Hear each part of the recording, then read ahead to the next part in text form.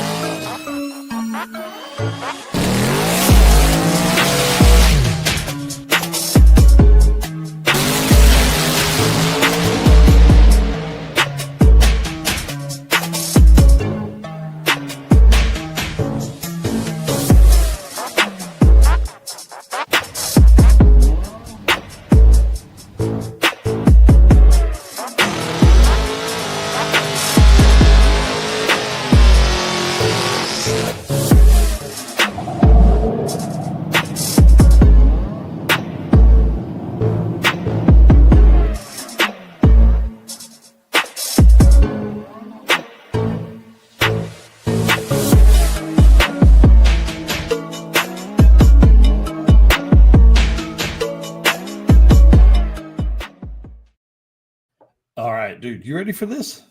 Yeah, I'm ready. All right, man. This is awesome. I do want to apologize first off.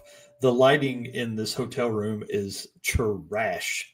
But y'all didn't come here to see my beautiful face. Anyways, I'm the host, Mike Narks, host this and the Drag Driver Pete News, which happens on Saturday mornings. And my right-hand man, Mr. Eric White, right here. Tell him what you got going on, dude. I am Eric White, co-host of both the show and the news. Lately, I have been busting my butt to get caught up on all these dang photos I've taken this year. Just dropped day 2, part 1 of the Havlicks about 30 minutes ago.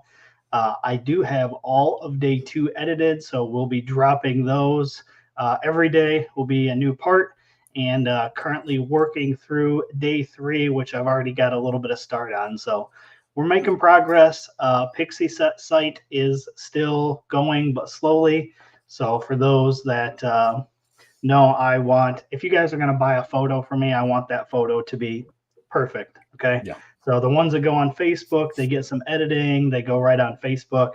The Pixie Set ones, I'm spending a little more time on because those ones you just download from the website directly to you. So when you get those, I want those to be perfect. So hang with me. It is going to take a little bit longer to get the Pixie Set ones up, but they will be coming as well. Once Havlicks is done, I will finally be starting on the circuit photos now that Sick the Mag has already dropped their magazine with our article in it too. So perfect timing for that. I will be getting on those.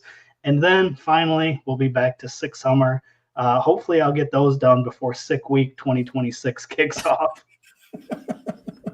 Dude, it's been crazy. I'll tell you, that's what you and I were talking about before the show, was just the amount of videos I've taken. Like, my camera's sitting right here next to me. I mean, I'm tens of thousands of videos for the year, and I don't even know where to even start on them and stuff like that. So, well, y'all listen, let's kick this thing off. Do us a favor before we do this, though. Hit that share button. Let everybody know you're watching this tonight. And, y'all, we can't do this without you. You know, the Race Car Friends family here is it's awesome. I'll just tell you, coming across everywhere. Got Jay Wire Solutions here. Jay Blanchard asking, am I in Michigan? I am in Michigan right now. I'm in Grand Rapids right now tonight. Doing this, going to be at US 131 this weekend. So if any of our race car friends are close, please come over, say hey, say what's up, see what we got going on. Going to be doing pro mod stuff, jet cars, funny car, nostalgia funny cars, dude.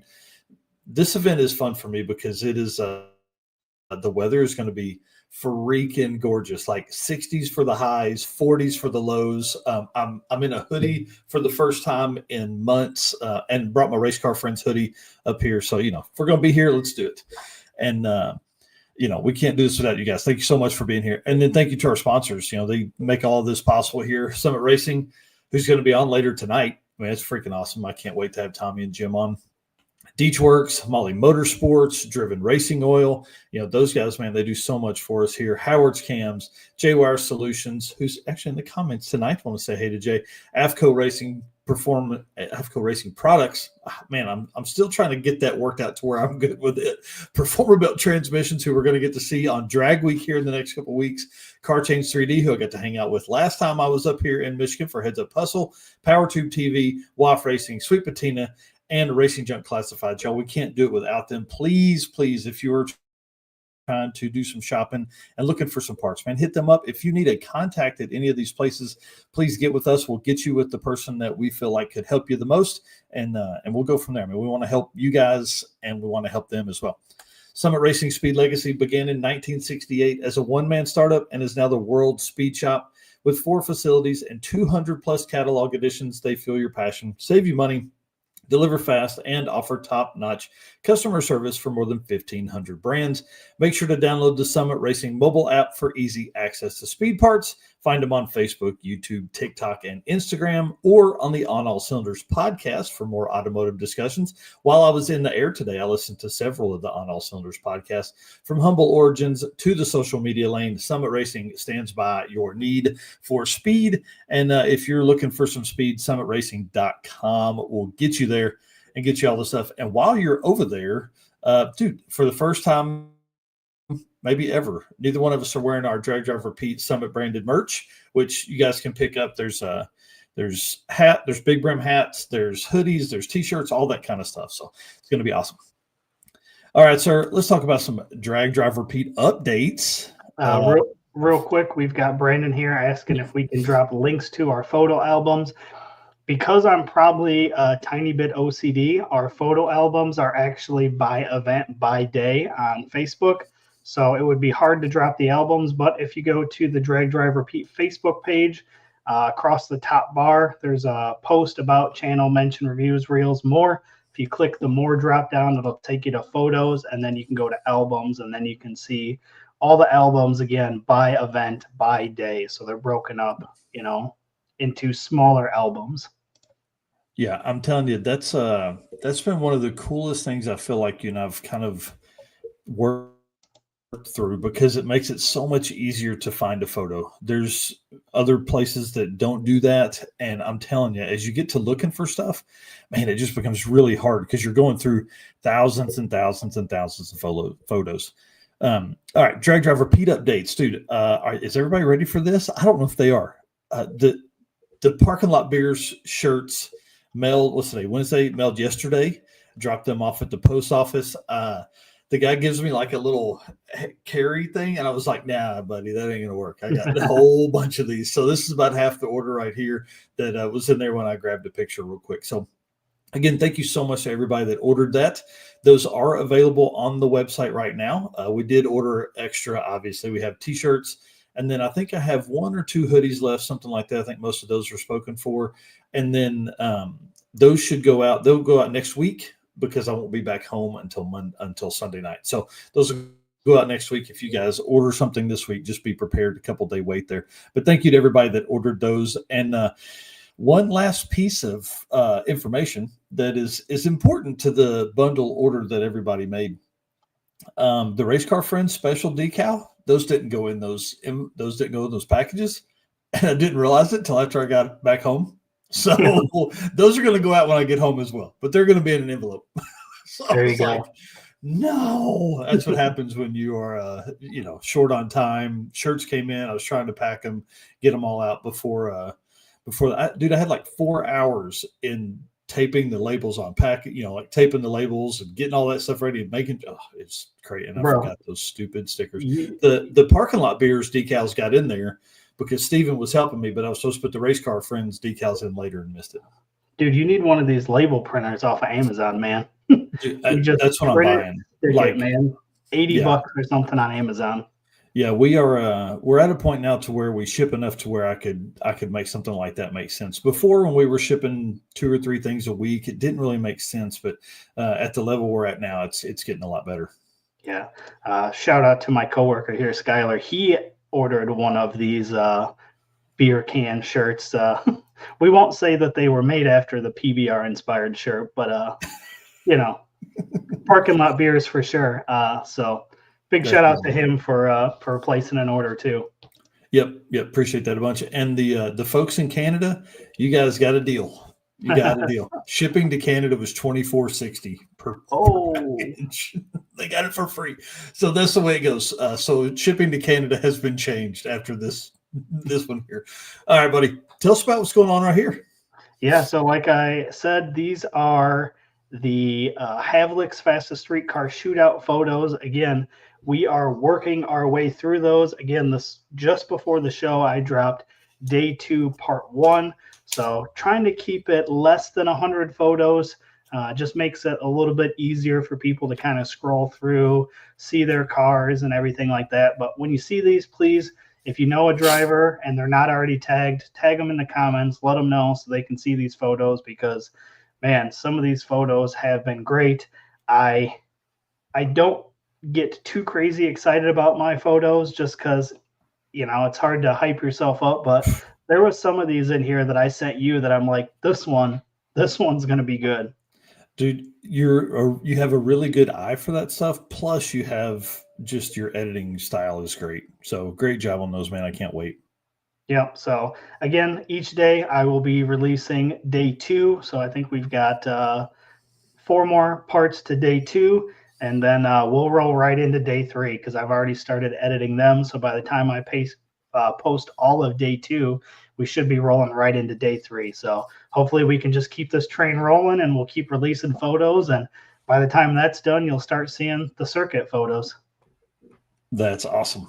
That's awesome. I can't wait, man. I'm ready for that. And speaking of Drag Drive Repeat updates, I guess we can probably say that too. The circuit is in the newest release of Sick the Magazine, issue 31. Am I crazy? Something like that. I don't have mine yet, which is really tearing me apart because you sent me the pictures and I don't have it in my hand. For some reason, I feel like I get mine a little later. I'm going to say, they're going in alphabetical order, so I'm probably at the end of the list. But I didn't think about that. I was thinking regionally they would be getting those out. yeah, I have no idea, but I don't have it yet, and it's killing me because I want to see it. There's some great photos in there. Obviously, you sent me the picture with the S10 on Oh, that centerfold there. That kind of story cover looks great. mhm. Super super cool. And the Danny Odom picture hitting the water puddle is one of my absolute favorite pictures I have Yes. ever captured ever. So love that made it in there. And obviously super cool to see our event in there. This is the second year that we've got covered in Sick the Mag. So another article, a bunch of photos. Just I made a post and I said it never gets old seeing your name printed in the magazine, and I will forever feel that way. It's just it's a super cool experience to open up that magazine, know that those are your photos, and see your name right in there. So Yeah, I'll tell you that's really cool because if you see it says both of our names there, that's kind of neat. I was trying to explain it to my kid, like because she does, she's 15, she didn't get it. I'm like, I was like, this magazine right here is going to be read by a ton of people, and in 50 years, this magazine is still going to be here. You know what I yeah, mean? Like, unless something crazy happens, this is still going to be here. Like, I'll talk about my grandkids all the time, but like, I don't have any, but one day, hopefully, I will. And like, you start thinking like that kind of stuff. It's pretty neat, man. yeah. So tons of great photos in here. Man, like that photo right there of Danny's car is, Yeah. like I said, one of my absolute all-time favorite pictures. Yeah, Johnny. Stone Cipher here saying mug shot of me. Yep. They're doing the valve cover races. Yep. So when we provided photos, tried to obviously provide a sample of everything that we did. Obviously, we did so much. Even with the rain, we did a ton of stuff. So just tried to give them a little bit of all of that. So when somebody reads that article, you really get to see everything that went on that week. That almost feels like you were there. Yeah. And Brian Andrews 100%. This generation doesn't understand magazines, and they don't. I mean, they don't have to. There's no need for them to understand how cool a magazine is, because they didn't grow up that was how you got your information. That was how everybody got their stuff over time. So, well, that's pretty cool, man. Well, let's move into some Driven Racing Oil event updates, because there's good stuff in here too. All right. Driven Racing Oil is the performance engine oil that can do it all. GP1 is the ultimate oil for any race or performance application, whether you're launching hard at the drag strip, enduring the extreme heat of off-road and circle track, or even pushing limits in top fuel drag boats and demo derbies, winning racers choose GP1. It's compatible with engines from classic hot rods to cutting-edge race machines. GP1's unique surface cling and high zinc formulation ensures superior wear protection, particularly for those flat tappet camshafts, while also solving issues like cylinder washout with methanol and ethanol fuels. It's crafted from the legendary Bradford, Pennsylvania base oil, then enhanced with state-of-the-art additive packages. GP1 offers the best in protection and performance. DrivenRacingOil.com is where you can go to pick up any oil or any of their other amazing products that they offer, or follow them on Facebook or Instagram at Driven Racing Oil. Find out what event they're going to be at near you, and you can stop by, see them, and probably purchase some products on site at an event. Mm-hmm. That's probably what's going on with some of these events here, sir. Yeah, so first one here, Roadrunner Rally. This one is being postponed to April 18th through 25th of 2026. The post said, due to some personal health issues, we are postponing the event. Please contact us if you have any questions regarding the spots that have been reserved. So unfortunately, this was an event that was going to be a first-time event this year for those guys, but it is being moved to April again of 2026. Yeah, this is another week-long event run by Limpy and Patrick Garrett. I mean, this was one I'm excited about. West Texas Abilene, or West Texas Raceway Park or something like that, out there, kind of making that loop out in the site. So it's going to be kind of awesome when it does happen, 2026. Yep. And then Drop the Hammer 2026 has just been announced. Big shout out to Carl Stansel. He sent me this earlier, just literally like 15 minutes before the show started. May 28th through 31st, Mid-Michigan Motorplex. That puts us up to 8 events in 2026 already. Yeah, that's awesome, because we're only in September. So it's great to see those events already piling in, and it kind of helps you plan your next year. Yeah. So up next is the Rocky Mountain Race Weekend event. Obviously, Matt Frost will be on here shortly to talk about that event, but that starts here in 2 days. So that's super exciting. Super close. Hit the Drop the Hammer real quick. Drop the Hammer. So Carl and the team are already at Farmington Dragway. They ran the route today, checking on route stops and road conditions. He says they are ready for the weekend. So another huge event going on. This is their second event and their first event to be outside of Michigan, which is going to be super cool for those guys. Yeah, this is going to be a good one right here. I'm excited to see these two events go on at the same time, and we're going to talk to Matt in a minute. And I'm pumped about race weekend and him getting into the weekend event. Oh man, Outlaw Armageddon is the next event that's up, and it's actually the next weekend. But I forgot to put the thing in there because we're going to talk about it during the J-Wire Solutions segment. But next weekend, the routes have been posted. We're going to show you guys all those here in just a few minutes in the J-Wire segment.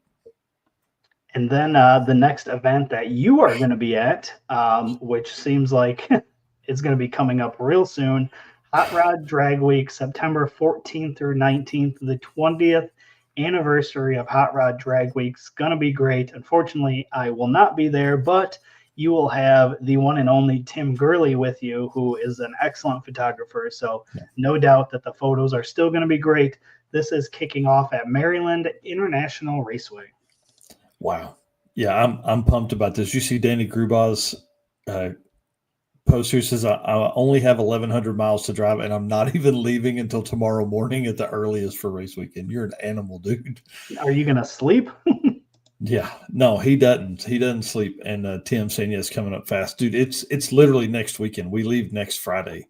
So it's crazy to think that we're right here on the cusp of it. That's going to be a 4,500 miles in 9 days, and that's a lot. That's a lot. And then Redwood Rally follows up that. So, our 4,500 is just a drop in the bucket of what Jesse Fox is going to do, because that crazy animal of 3G video is driving from Drag Week in Maryland all the way to Medford Drag Strip for Redwood Rally on September 27th through 22nd through 27th out there on the West Coast. So he is making the cross country, the what do they call that? The gumball rally, the all this stuff to go all the way across the country in Benny the Volvo. So if you're not following 3G video, you need to be doing that right now.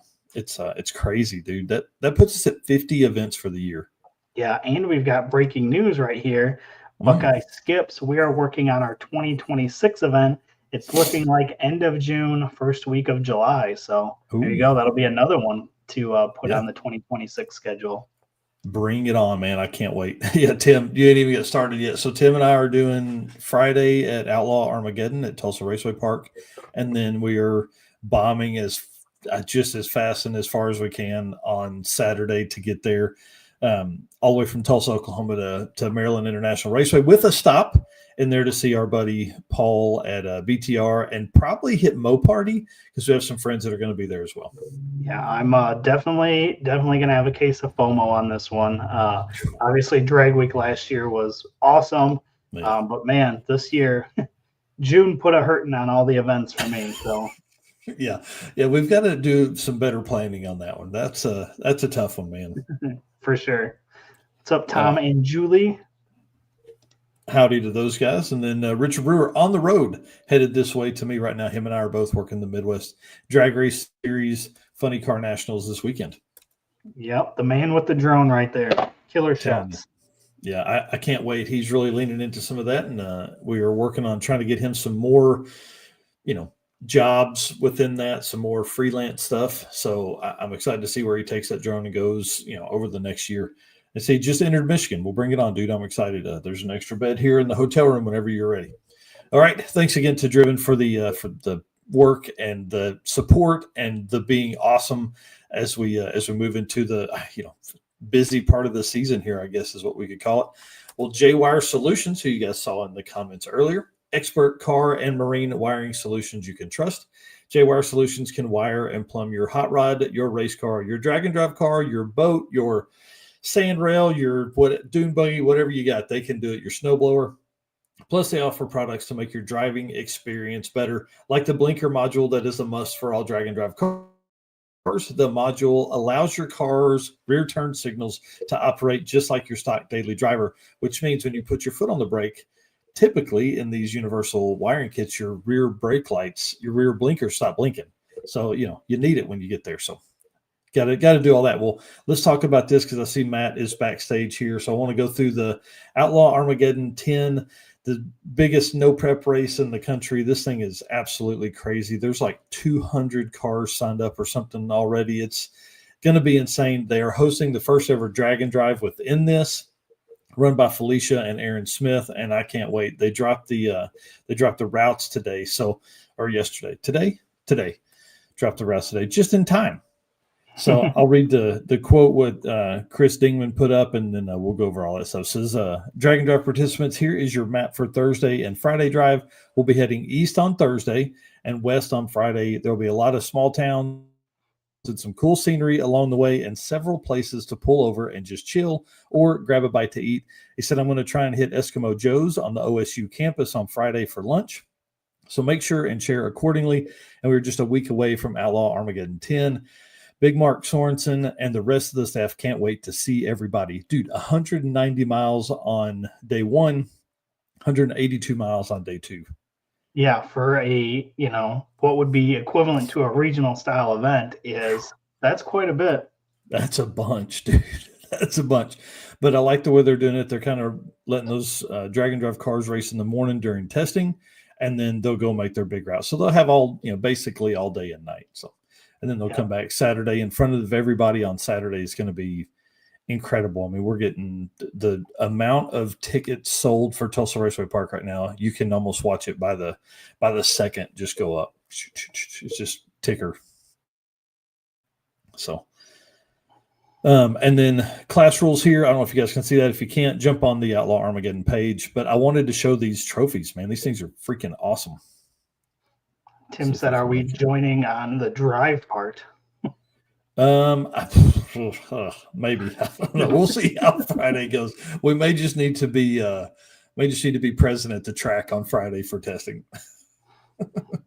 So they've got two classes. They've got outlaw, and then they've also got like a daily, or they got a DYO style class too. So that'll be kind of cool. And I'm telling you, Anthony Watson is signed up for the DYO, so you guys better get ready.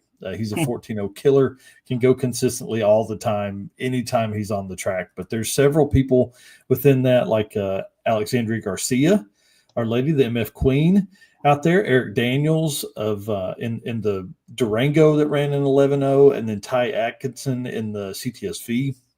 All names we've known from Rocky Mountain Race Week. And then the Outlaw class has Chris Atkinson in that 8 or 9 second. I can't remember what he ran in the CTSV wagon.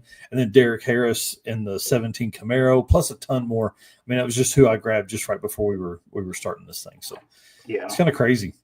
Yeah, it's exciting to see. Obviously, again, Outlaw Armageddon's been going on for a while. So kind of cool to see them jumping into and leaning into the drag and drive stuff, especially with, being in Oklahoma and Tulsa. Obviously, we know has hosted multiple drag and drive events this year. So pretty cool to see. Yeah, I'm excited for him. All right. Well, thanks again to Jay Wire. And Jay, if you're anywhere near US 131 this weekend, please come say hi. All right, sir. Lead us into some Molly stuff here. All right. Attention racers and high performance enthusiasts, are you ready to start your next engine build? If so, there is no better time than right now to check out the Molly Motorsports all-in-one Power Pack piston kits. With over 1,200 applications, these kits come complete with pistons, rings, wristbands, and clips, all designed to work together. Molly Motorsports Power Pack piston kits take out all of the guesswork. So no more trying to determine if a piston will need this ring to work with a certain cylinder size. Molly Motorsports did all that engineering for you so you can get to the part that matters, which is building a power plant that leads you to victory lane. Visit mollymotorsports.com for more details. And for all of our podcast listeners, Molly is spelled M-A-H-L-E. Yeah, I'm a big fan. Well, let's talk to the man himself, Mr. Matt Frost. Come on in here, sir. Hang on. There we go. How about that? Nope. We got to make Matt big here. Hold on. How about that? There we go. Guys, if you don't know, Matt Frost is the man, Mr. Rocky Mountain Racing. Oh, I moved him back. Sorry. My fault there. Dude, tell us what's going on with you. What have you been up to? You getting ready for this event this weekend? Yeah, after doing bazillion miles on my truck the last couple days. I think since Monday, I put 2,400 miles on. So trying to make up all that work I'm going to miss for the next 3 days, I guess. Yeah. Jeez, that's crazy. Dude, I don't know what's going on. Why does it keep moving you back, Eric? I'm not touching anything. I promise. I'm not touching anything. All right. Well, we got race weekend coming up, dude. Tell us, man, how excited are you to do a 3-day event? It's going to be pretty cool. After doing Mega Week, I thought, hey, let's do something that's a little bit more mellow. And it was kind of one of those deals where we wanted to make it where everybody that normally races or actually operates the event could race and do the drives and all that stuff. So Adam is going to be, running his car. We thought Chad was going to, but found out that later on in the year that LS Fest is the same weekend, so he has to go to announce that. But anybody that, even all my staff stuff that bring in their cars, we're going to get June Nova out and we're going to go drive the drives with it. It's not quite ready to go down the track yet, but we're going to do the drives. So it's going to be really cool. I just feel like it's more of a laid back kind of atmosphere type situation. I kind of said it like today that it's more of a social gathering instead of, I don't remember what I said, something about social it's a social gathering instead of social media type situation. So it's going to be back to the basics. What's really going to be cool is going up in the mountains again, getting back here. A lot of people are coming from a lot of different places. A lot of the guys coming from Canada are coming down, and it's pretty cool to see a bunch of guys coming from different states just to come do this 3-day event. So that's pretty cool. Yeah, I'm excited for you to dive off into this because it is going to give you yourself more time to do that kind of fun stuff. The drives aren't going to be brutal, all that. So that should be good. And you're going to get to drive a cool car during it instead of driving the bus and stuff. That's right. Just hang out with everybody and have fun. Our drives are, the one's 125 miles and the other one's 145. And as we kind of left it as our normal format, where we'll have 2 days of averages and then we'll have the shootout on Sunday. So you still get that heads up racing along with the average stuff. So I don't know. I think it's going to be different for us. Obviously we've never done this before, but we got a decent turnout, and I think, this might be something that I don't think we'll do a ton of them, but we might throw one of these in here and there once in a while just to kind of break it up a little bit. Well, I love it. And I've been saying it for a long time. I'm excited for you to get into something like that, and to get kind of, a big promoter, national level promoter coming and doing a weekend event. I think you're going to love it. To be honest, I think you're going to get to Sunday afternoon and go, what do we do now? Yeah, absolutely. It's going to be great. Well, tell us about the route. What are we going to be looking at, man? One of the cool features of this is we're actually going to do, we rented the Royal Gorge for the morning, and the cars actually get to drive across the bridge, which not very many people get to do that. So you get to drive across the bridge, go check it out on the other side, take pictures on the bridge with your cars, and then everybody that actually gets to go enter the park after they're done driving across the bridge and coming back, they get to spend as much time as they want in the park. And then after that, it'll be a lot of, curvy roads, and the trees have started to change. It's kind of weird because the trees and stuff have actually, everything's kind of changed. Like it used to start about now, you start seeing the trees change, and it seems like now it's more late September, early October. So climate changes or whatever you want to call it, but there'll still be some stuff changing out there, and just the cool air. That's the biggest thing, is it's going to be a really good, I think the high is supposed to be 80s, and it'll be really cool in the mornings. And obviously when you get up in the mountains, it even gets colder. It'll probably be like 60 to 65 degrees up there. So be way cool for the drives. Yes. And just the scenery, you guys have been Tulsa, Oklahoma, Texas stuff the last little bit because you've had to. This will be kind of fun to be back at Pueblo Motorsports Park. It gives you a ton of opportunity for some great scenery. Absolutely. And we don't have Bannermere right now, so Pueblo's kind of where we're at with it. But yeah, it gets everybody back here, and we'll see a little bit more of that. We'll get into that here in a minute, but we're going to see a little bit more of that coming back west. Yeah, bring it on. I'm pumped about that too. Route stops other than Royal Gorge. What else you got planned? The second day we're actually going to Bishop's Castle. I thought originally I was thinking we did both of them on the same day, but it's split up. So Bishop's Castle will be another checkpoint that we have.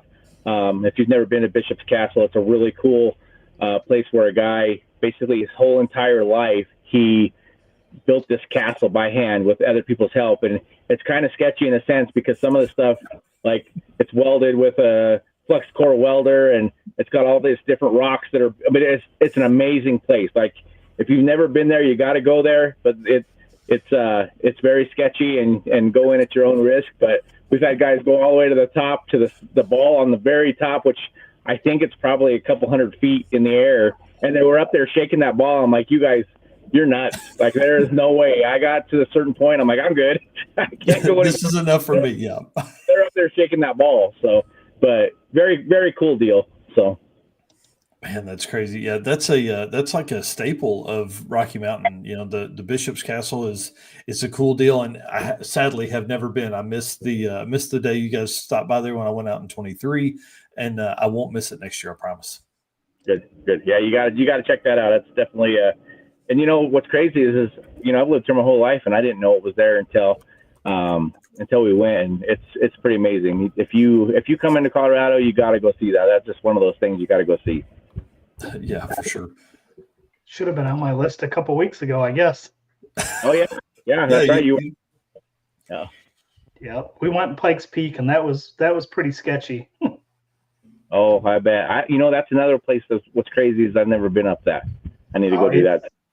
It was one of the scariest roads I've ever drove, but it was super cool. Like you're going up those curvy roads, and you're above the clouds, and there's no guardrails on the side, but like once you get up there, the views are incredible. It's only about 45 minutes to get all the way to the top as long as the weather is good. Yeah, Wow. you're getting to that point where you're going to start seeing snow on the top of that thing here pretty soon. There was when we were there, not a lot, but there definitely was. Yep. Yeah, it'll change real fast up there too. That weather can go from nice to you're in a blizzard real fast up there. Yeah. I think, Mike, when we click on anything, it's moving them. Yep, that's what I was like, oh, hey, that's so weird. It doesn't do that very often, but I guess when it does. Okay, well, comments at the end. That's what we'll do for that. Right. What classes are you going to have for race weekend? Same as we always do. It'll be every class, all of our index classes. We're doing the pickup, the bikes, junior street. You got stick shift class, you got gasser, you got hot rod, unlimited, 850, rowdy radial, unlimited, and ultimate radial. I think that's almost all of it. Sweet. Yeah, that's awesome. Mark Cooling here in the comments saying, what is the time window for the bridge crossing? We'll talk about that in the driver's meeting, but it's basically from 7. It's an arrow time. We have it from 7:30 to 9. And we'll have to split it into 3 groups as they're going across, because their ranger will take one group across at a time and then bring them back. So we don't get a lot of time on there, but I think the little bit of time we have on there is going to be pretty cool. That, like I said, not very many people get to do that. So yeah, so we got to be there at 7:30 in the morning, and then we got to be back out of there by 9:30. As far as going across the bridge, anybody can stay there all day for the rest of the time. Very cool. That's too cool. That's cool, man. I can't wait. What that reminds me, what kind of time are you when will you be racing? It'll be Friday and Saturday will be 3 p.m. to 10 p.m. And then Saturday it'll be Sunday, I'm sorry. Sunday we'll start the shootout at 3. I don't see it going anywhere past 7 o'clock. The shootout will probably be pretty quick, so I think we'll be wrapped up with it by about 7. That's awesome. So about the normal stuff, man. I love that you race at night. It just allows so many more people to come out. Absolutely. And just that atmosphere of being out there in the evening. And well, that's one thing that's really good about Pueblo is their amazing sunsets, and we get to see it from where you're racing with the sunset right there in the backdrop. It's pretty cool. Yeah, it's going to make for some incredible photos and videos. Yeah, I was going to say a photographer's dream right there. Yeah, that's exactly right. Well, like I said, dude, I'm so excited for you to do this. Coming into like a weekend event like this is a big deal for like a big national event promoter to bring your level of clout and pull that you have in the community over to something that's a 3-day deal. I'm telling you, by the end of Sunday, you're going to be like, where do we go tomorrow? this is going to feel weird. I don't know what to do with my hands. That's exactly right. Well, let's move into some 2026 stuff, because you posted dates the other day. This is awesome. June 5th through 12th. And tell us where we're going. Great Bend. I mean, we'll start and stop in Great Bend. We've been waiting for that to happen for a while. It's been down for several years because of the track condition. If you don't know, they had this track completely redone, and it's like a state of the art track. I mean, it's amazing, but there was some problems with the surface. They ended up shutting it down. It's been down for a couple of years, which really threw a wrench in our system, because between them and Bannerman shutting down, that gives us no way to make the loop for the Rocky Mountain Race Week series. So we've had to go other places, Tulsa and basically your Midwest area. And now we're back. So we'll start at Great Bend. We'll get to go back to Kearney, which we love the guys. Kearney's a great track, awesome place to race, great people over there with Joe. And then from there, we'll basically make the big trek back. You'll get a drive day to come back here. We'll have to bypass Bannerman because there is none at this point, but we'll come in on the north side of the state and actually go up through the mountains on the drive day, and then trek kind of across the top of the mountains back over to Pueblo, and then we'll race in Pueblo, and then the next day we'll go back up into the mountains. So you get 2 days of traveling through the mountains, and then they'll come back, they'll race, and then we'll have another drive day from there back to Great Bend to final it out with a shootout. And we're super excited about being back. It's going to be amazing. Oh, dude, I can't wait. This is definitely one on the list for sure for next year. and for the foreseeable future, that's where 1.0 or Rocky Mountain Race Week, whichever you want to call it, that's where it'll be. And we're really anticipating that by 2027, Vandermeer will be back in business. It's kind of, we haven't seen any movement or heard anything lately. That they do have some property, which is actually probably 10 minutes from my house. To make it a lot easier for us, it'll make it easier for travel. I mean, you're going to miss the mountains of being on the side of the mountain, but as far as the traveling side of it, to go and come from the track, it'll be way better.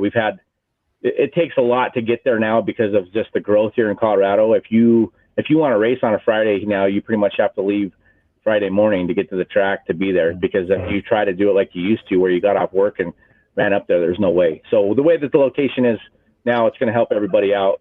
And I think the other part of that too is it's going to move them into a position where they're not going to have as much weather. The mountain was great, but it always had weather come across there in the evenings, and it really messed with the racing a lot. Interesting. I didn't think about that, but yeah, that's that would definitely have some struggles there.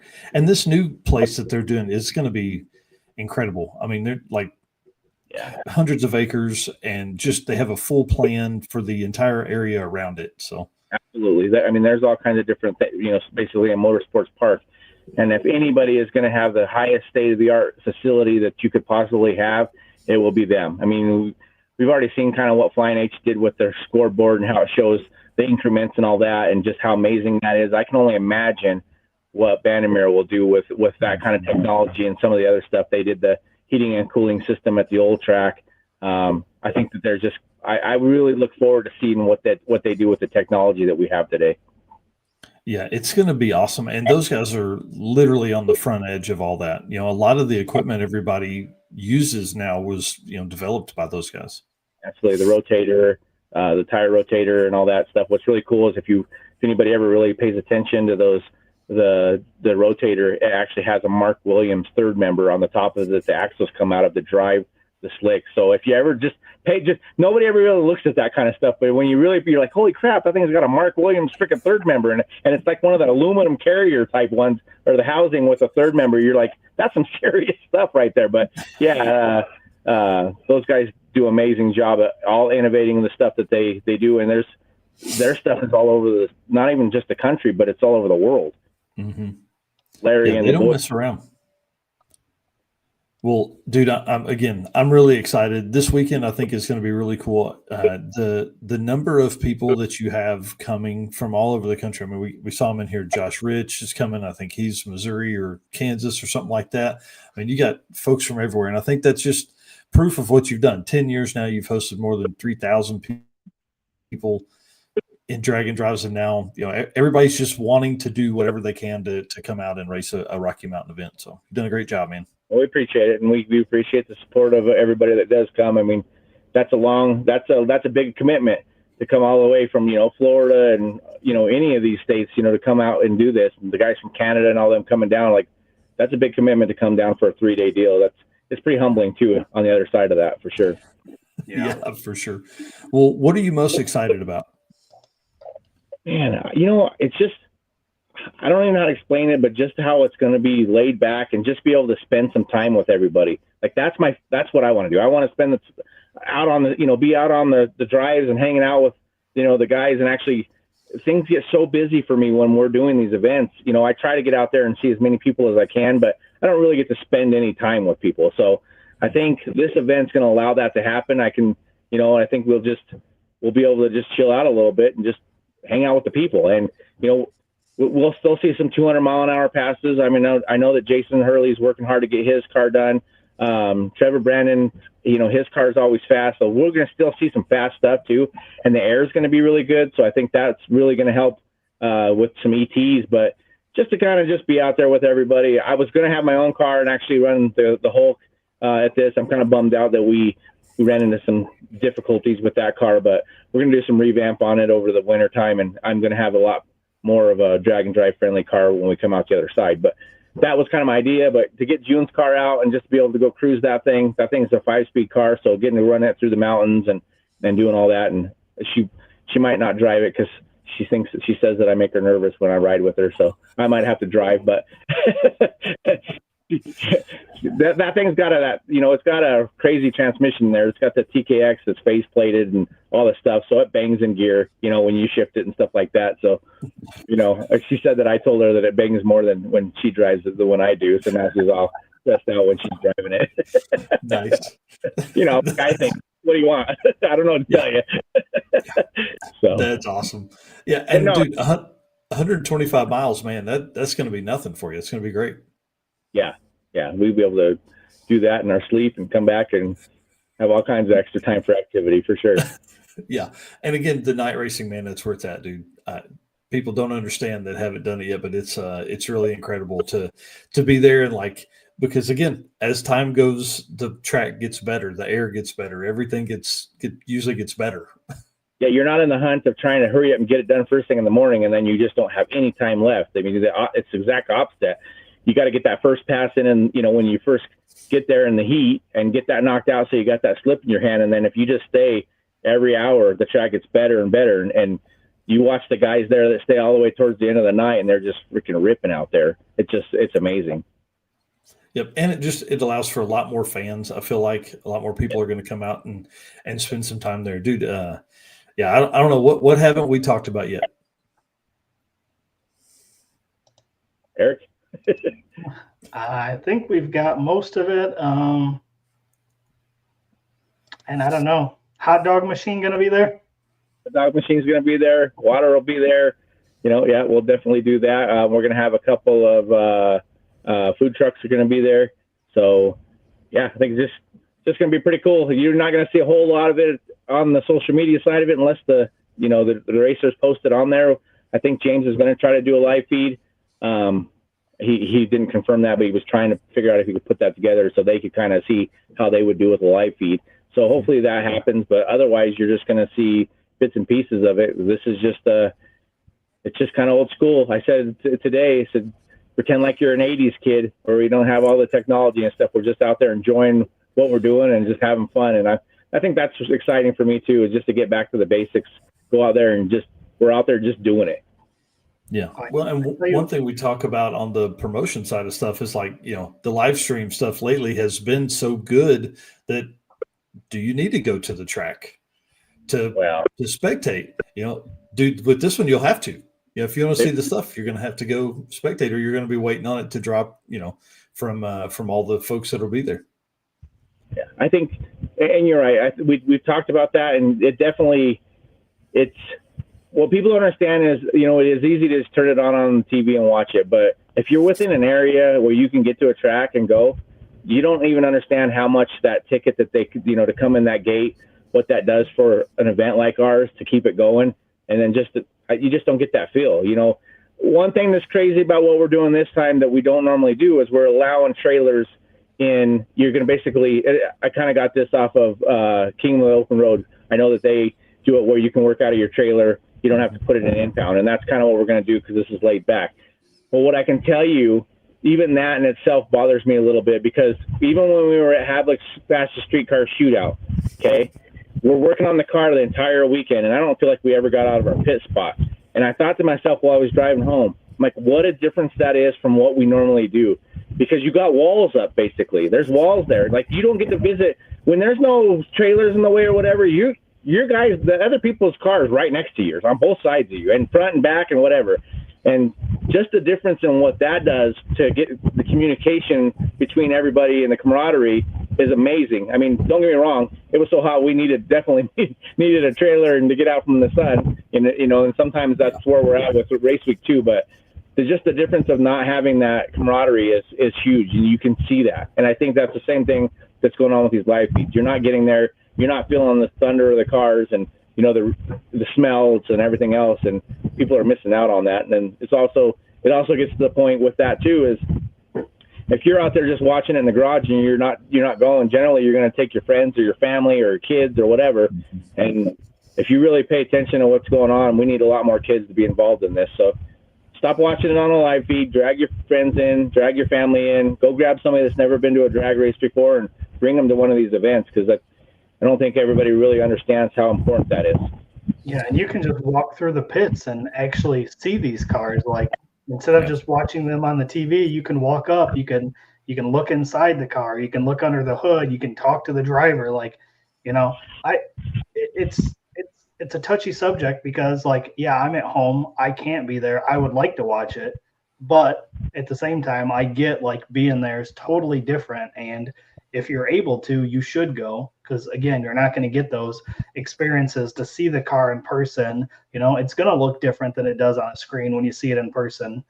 You're going to get to talk to the driver. You're going to get to hear stories about, how they've had that car since they were 18 and all the iterations that they've done to it. You're going to get those stories out of that racer that you're never going to see on the live stream. Yeah, and most every track, every spectator every spectator ticket is a pit pass.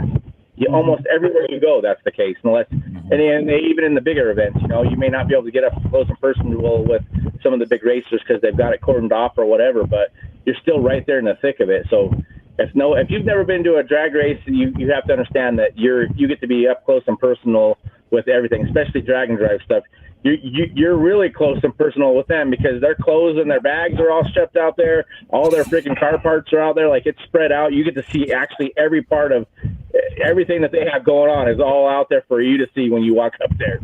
Right. Well, and I do think, the cars only in the pits it makes it a lot more welcoming, I would say, for racers or for spectators, because they're looking out and it's not like you're going in someone's area, like if you have a couple trailers there side by side, then yeah, it does become a little bit tight, and awnings and stuff like that. Like, they may be a little intimidated.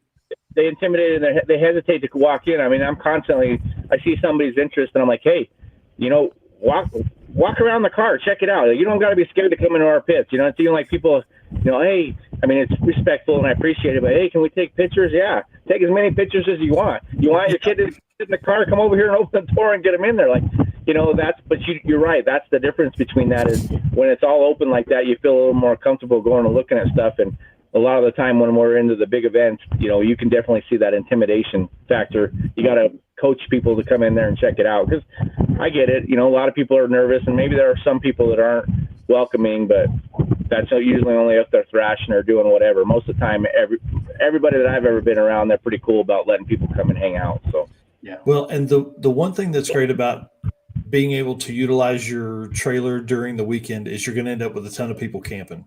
So, the 11:30, midnight, 1 a.m. type stuff, there's going to be a lot more people mingling around. There's going to be some fires.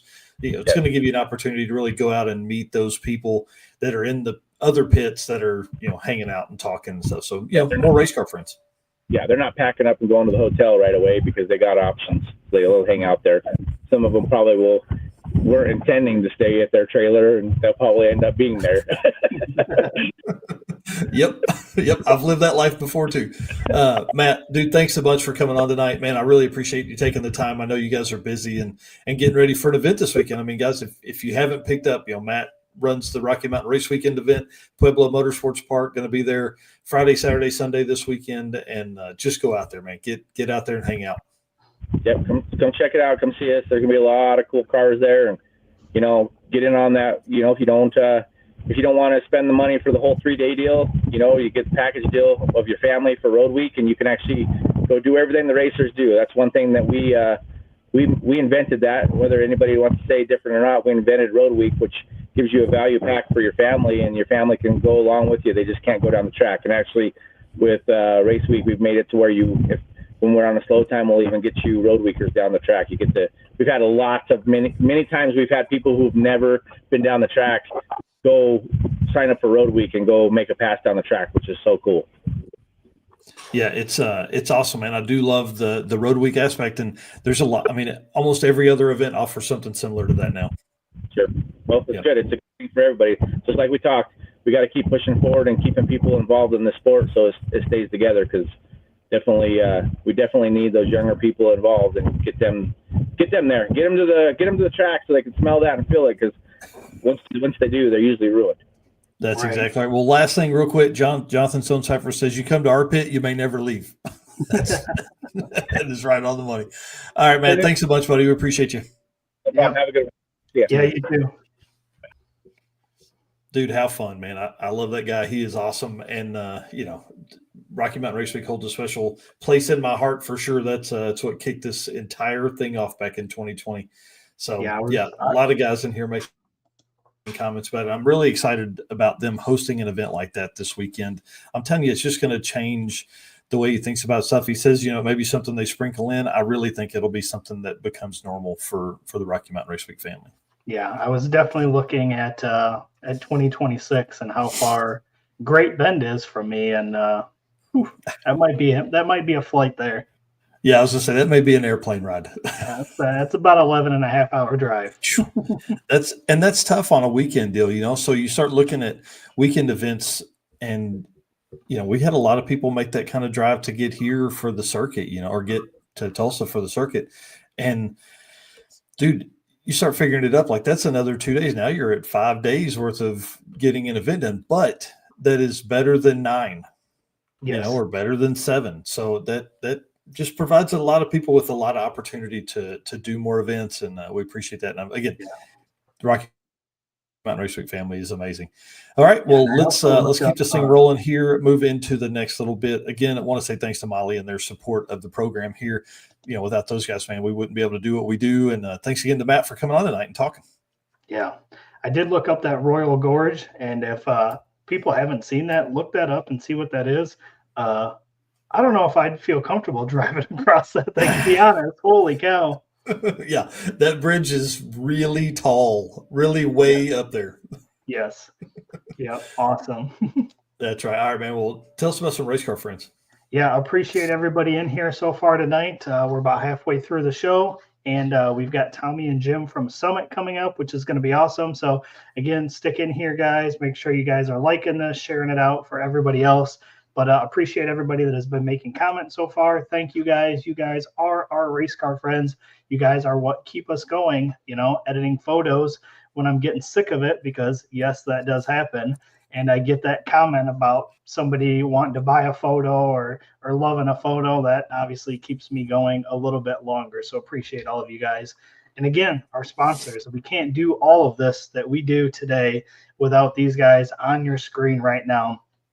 Summit Racing Equipment, Deechworks, Molly Motorsports, Driven Racing Oil, Howard's Cam, J-Wire Solution, AFCO, Performa-Built Transmissions, Car Change 3D, Power Tube TV, WAF Racing, Sweet Patina, and Racing Junk. Again, if you guys are looking to get any parts for your vehicle, please take a look at these guys and support those who support us.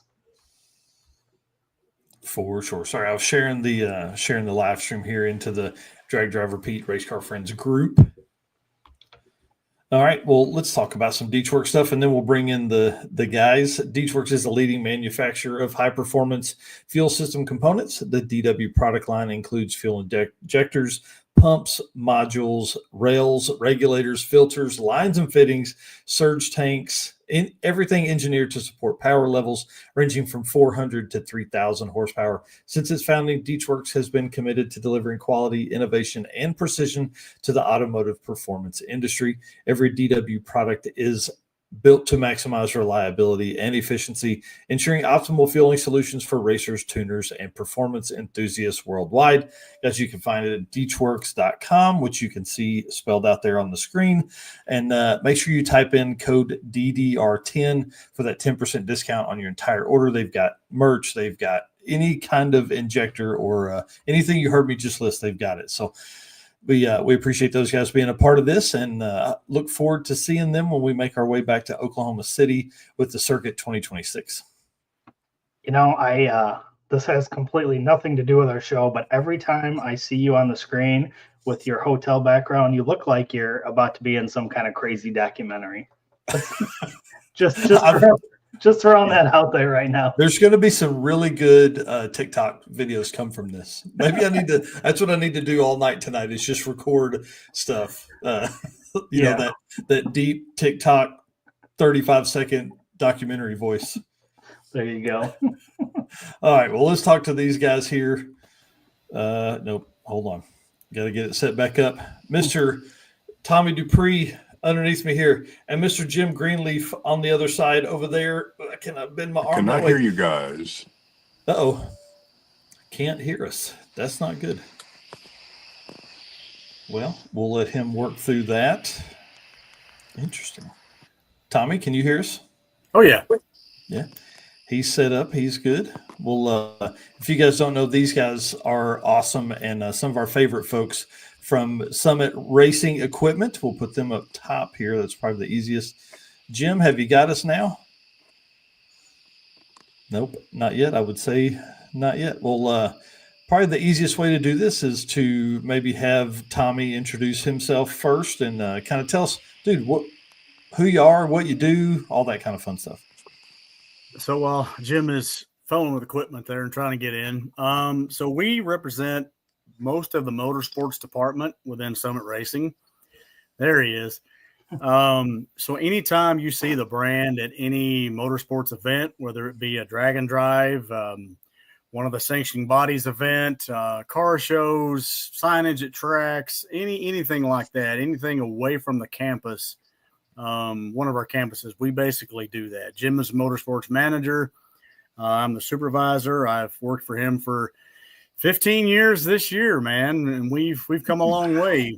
When he and I first started, I think we had 7 events on our docket a year, and this year we will be at 51 by the time PRI gets here. So together we've grown the program quite a bit, something we're very proud of, and being involved in drag and drive is a huge thing for us as well. That's something that's grown exponentially in the last 5 years, just since he and I started doing it. And as most people can see, we put more and more effort into it and being involved with more and more drag and drives. Yeah, it's incredible the amount of work that you guys, not just during the event, but like the lead up to that. I can't imagine the prep of the track. Can Eric see if he can hear you? Can you hear me, Jim? I can hear Tommy, but nobody else. Oh, that's even weirder. Yeah. Interesting. Cool. I love it when things like this happen. Tommy, why don't you ask him what he does and all the stuff for him? We may have to mediate through you, sir. All right, so I'm going to interpret since you can hear me. They would like to know what you do actually for Summit Racing. Apparently you can hear me. Well, let me log off and try to come back in. Something's goofy here. Okay. Cool. Well, man, listen, you guys are some of our favorite folks, and not just, obviously you're a big part of our program here at Drag Drive Repeat, but also like just you're a ton of fun, dude. It's awesome seeing you guys and hanging out. There's some photos we're going to go through here in just a minute, but I want him on when we go through those. Okay. The coolest thing, you and I met, I think, maybe it was me and Jim at Midwest Drag 2022 or something like that, maybe. How about now, sir? Can you hear us now? I can hear you. All good. Awesome. Cool. I don't know. That's the way it goes sometimes. Well, I was just telling about how much fun you guys are and how we had met at an event in 2022, and it's really been just a blast since then. You and I talk, Tommy and I talk pretty regular every few weeks. Jim is kind of a big deal. He's pretty busy, so he doesn't have to hear me as much. But we were just asking Jim kind of what you do for with Summit. Man, that's somebody asked me that the other day, and that's a lot going on there. Try to put it in words, but obviously, I think Tommy might have mentioned sanctioning bodies, things like that. Obviously, from the drag race side, we got a lot going on in the dirt car world. Obviously, show cars. We've got stuff with good guys. We're branching out some new stuff. Events like Texas 2K and Hyperfest and some stuff like that. So as we're getting into some new events like that as we move forward into this next year. But the truck and stuff that we put on the road in the last couple of years is probably something that Tommy and I are most proud of. I don't think anything makes us happier than when we can help a racer who, man, might be done. You could be done for the week if we can't help them out. And I like to call the truck the MacGyver truck. We'll figure it out. We got duct tape and zip ties and hose clamps and whatever we need to get you keep it rolling until we can get you exactly what you need if we don't have it. But Tommy's done a great job of building up the inventory. So we're so if somebody walks away, we didn't have it. We're both pretty disappointed that we didn't have it. Well, and the one thing that's cool, not just the truck, but then the other aspect of like you guys bringing in a whole team of people on the backside that are at locations ready to deploy parts and make sure, like there's guys that are there, guys and girls that are at the warehouses that are closest to the tracks that are ready to put parts in boxes and get them to us. Yeah. That's really cool and forward thinking for sure. No, absolutely. If we're close enough, and we do the same thing, if we're close enough to the facility, we'll have somebody making the drive to our hotel each night or meet us in the morning or something. But if not, we've got folks lined up to get that stuff in a box and next date out and get it to them first thing next morning, whether it's at the next track, the next hotel, whatever we got to do. We definitely pride ourselves in trying to figure out how to make that work. Right. They're telling the FedEx guy, hang on, man, we may need 4 more minutes. Right. No, that it's always one, before you send that order to send it, you look around, see everybody's running for the truck, and we joke, it never fails. As soon as you start to put the truck away, somebody comes up and needs something, so we're always there to get that last order in if needed, or dig something out for them. And sometimes it's, hey, take it and come back and pay us tomorrow. Let's just get you back on the road and we'll deal with the money later. Yeah. All right. So we talked a little bit about what you guys do at Summit. What is it that you enjoy about Summit? Obviously, you guys talked a little bit about some of the stuff that you pride yourselves on, helping racers and that, but you show up to work every day. What is it that you really enjoy about everything Summit? Well, I get to see Tommy every day. Come on. Right. I mean, what else? Likewise. Imagine you guys, No, I'm going on almost 30 years. I think Tommy's at 15 this year. We love the company. They're good to us. They're good to employees. Every day for us is something different. You almost don't know what you're walking into. You got your event you're planning for, but man, there's always some new opportunity. Something comes down the hallway, something to do. But just trying to keep up. We've got so much going on. Like Tommy's done over 50 events, and that's with trucks and trailers. That doesn't include myself or John or somebody traveling to events to be there. And some of the other NHR events and stuff like that. So just a lot going on, and always trying to keep it fresh and trying to figure out what we can do to help racers and our customers whenever we can. So it's a fun gig, that's for sure. It's a lot of work, but we enjoy it. Yeah, that's for sure. Brian Hadlick, they're saying Summit has saved us many times, and that's a dude that knows 100%. Yes, oh my God, I could tell you stories about Brian, and some of them make you laugh and some of them make Brian cry, but we try to do the best we can to help people out, for people like Brian, and I see the comments popping up here, and that's why we do what we do. It's a good thing. It's a good ambassador thing for our company. Yeah, we want to make some money. I'm not going to lie about that. Cover our expenses, make a little bit, but just helping a racer. And Jim and I are, we're fellow racers. We've done this our entire life, and to be able to help that guy, whether it be at a drag and drive, or I just spent the last week with Peter Biondo and his group at the Flings in Norwalk, and that's another 400 plus racers that we probably helped. I would say 45 or 50 keep their weekend going as well, and that's kind of what the truck is all about. That's what makes it important. I can tell you, and Jim can attest to this, that our president is all about this right now. He'll talk to anybody about it. He is very proud of that. He's very proud of what we developed, and he's all about it. He can't say enough good things about it when he talks to people. So it's something we're very proud of.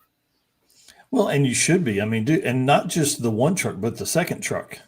You don't have 2 trucks running the country. Right. Yeah, and that was kind of out of necessity. We have a semi, which we still have a complete race-ready semi. If anybody is interested, hit me up. We will make you a smoking deal. We made the decision to step out of the semi world because the coaches are much easier to deal with. We can have more employees involved. Basically, it's easier logistically for us to do things with. And, when we started with what we call Tex, the little coach, our plan was to keep that in Texas. That's why it's called Tex. We were going to fly down and grab it and go do some events. And the more and more we started using it, the more and more we saw how important it was all over the country. So we put the plan together to buy the second truck, and we keep both of them pretty dang busy all the time doing something. Matter of fact, next week the little truck Tex will be at NHRA bracket finals here in Ohio while we head to drag week with Buck, the big truck. So there's always something going on with them. Man, that's cool. And there's a lot of people involved behind the scenes too. This sounds easy to load up the truck, but it's, pulling the inventory, keeping things reconciled, and there's computer program behind it to make everything work right. This was no small feat to make this happen, and we thank everybody in the company that they got behind it and helped make it happen. So absolutely, we're always massaging it to make it a little better, trying to make it a little easier for folks to kind of check out with us and get things done and get them on back on the road or back to the track. But thanks to everybody at the company that helped make this happen and still making it happen. So yeah, I can't imagine. I think Tommy and I've had that conversation about, what do you carry on the truck? Like how do you figure out what it is? And, you guys have talked about it. We've gone over it a few times, but there's a notepad. If it's not on the truck and it shows up more than a couple times, the next time you see that truck, it's probably on there. Yep. Super cool. And it doesn't even have to be a couple times. I mean, we write down every missed sale, unless it's something crazy, one-off, a guy's got a whatever. But sometimes it's that, oh my God, how do we miss that? That definitely needs to be on there. And if we have a stock order coming, the next day or during the event, we'll get it added. It'll be on the truck during the event. That's how important it is to us. Wow. Jack Weatherford here saying, greetings. The Beast will be in the mountains. New Summit Racing engine for 6 Smokies, 400 small block using the Summit SPC block, and New Summit Racing pistons. Awesome. Very cool. Yeah, that's cool. Yeah. When it's funny when we talk to you guys, like you guys are just car guys, you know what I mean? Like it's hard to really understand the level of awesomeness that you guys typically run around in, but there's always something going on at Summit. You guys always have some kind of cool, like the horsepower wars with Dragzine, the like all the stuff that's coming and doing all the stuff right now. Like I can't imagine what y'all's plate is like how many emails a day do you get? Oh my God. Some of the stuff you're talking about, and we do have so much going on, Jim and I don't have a part of that. That's a whole nother, we may have some input or whatever, but that's a whole nother side of the marketing part of the business that sometimes we find out about it when you do. So, that's the cool part of this. There's so many players involved in trying to promote our company and spread the love. And there's a lot of people moving in the marketing side of Summit for sure. Yeah.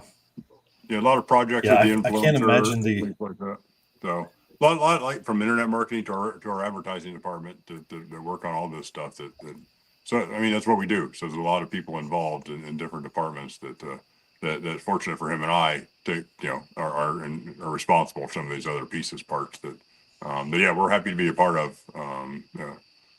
Like Alex Taylor, things like that came through from an internet marketing partnership with the project. So obviously he's become a really good friend of Summit and an ambassador, and we're always rooting for her when she's out there. But that's the kind of things that start there, and they just continue to grow. So yeah.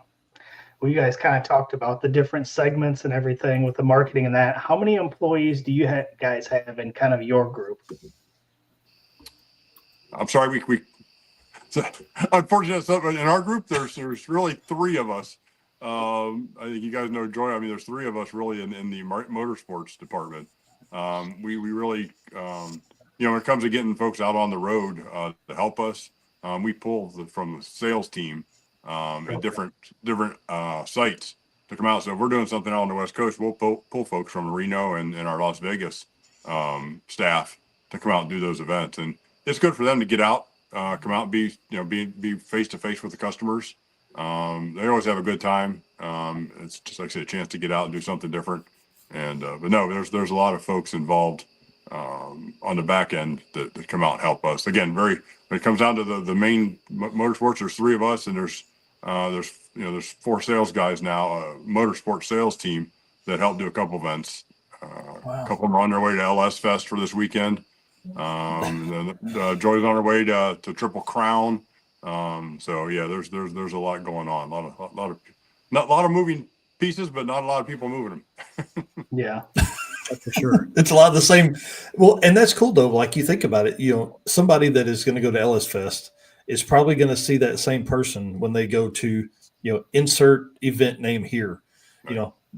They're going to see those folks, and that's how you build those relationships, and you do all that fun stuff. I do want to show a picture real quick from Drag Week 2024. Big shout out to intern Chris, who came out with us and hung out and basically ran with me and Eric most of the week.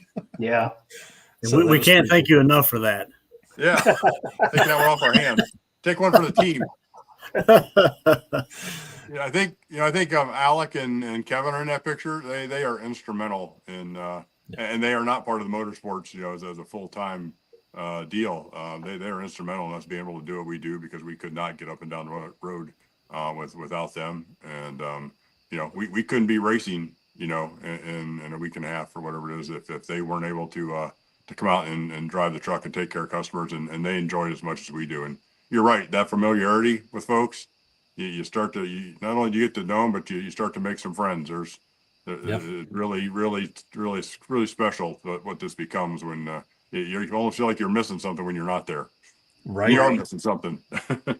Speaking of friendships, how much of a friendship was this with 3 people deep in the Trans Am or Firebird? That was a lot, and Chris got the brunt of it, I guess, because he was crammed in the back seat of a third gen, or fourth gen, but it was a lot of fun. This picture here behind me was when we finished our first drag week, and there's a rocker arm hanging on the bottom of it, and I made a one for each of us because of that, and that was our biggest struggle. We had valve train issues. We fought it the entire time till probably the last drive day, and but we came together as friends. We've always been friends, co-workers. That weekend or that week, we became really good friends, and you have to with something like that. And when you're forced into, and Jim can attest to this. When I work on my stuff here at the house in the shop, I'm by myself unless I really need help. Then I go drag my poor wife in to help me stab a transmission at 1:00 in the morning. But to have them and have the faith in them to jump in, and we've got the top of this thing ripped apart. That was something extra for me, but it built that trust level and the friendship, and that's what hooked us on this. That's what made us say, you know what, this is what I've been missing. I've drag raced my entire life, but I've never had as much fun as what I do at Dragon Drives. Yeah, I'll agree 100%. I say it all the time, and you guys are tired of hearing me say it, but it's the best car community out there. I'm sure Autocross Week is a pretty close second. By the end of the week, those guys have pretty tight friendships, but it's the best, man. It's a group of people trying to get to the next track together, And we're starting to see some of that roll over into Autocross Week, especially this year. The camaraderie's come around, the helping each other, the community is definitely developed more this year with that. And we worked hard for them to have some fun stops and cool things to see, like you do on one of your Dragon Drives. And they really enjoyed that. And we're working on 26 already. We kind of have a game plan of where we're going with that, and it's going to be even better. So yeah, we're pretty proud of that as well. We wanted to take that atmosphere into this. That's why we kind of came up with the idea to do it, because what other forms of motorsports can we do this with? And that one just made the most sense so far. Yeah, that's pretty awesome. The only rule I would like to see changed for Autocross Week is the tire rule. Those guys having to drive on those tires, man, I can't imagine that. That's crazy. Well, that's where the strategy comes in. It was definitely last year where maybe somebody doing it for the first time just went out and ripped it every lap, and was just drifting around.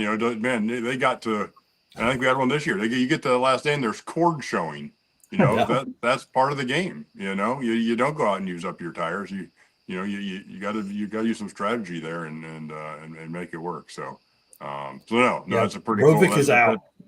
Yeah. Oh yeah, Raj cannot participate. He would no. I think we did have a That's what trailer worked out. burnout though. Zach with his S10. Yes. He Yes. We did. I sent that to the guys, and that was pretty awesome. He was pretty He's proud probably of that. the first official Autocross Week trailer burnout. That's for sure. That's awesome. Autocross Week's definitely on my list of Mhm. things to do. I think that'd be cool especially if it's anywhere near the Midwest here. I would I definitely attend that. Speaking of.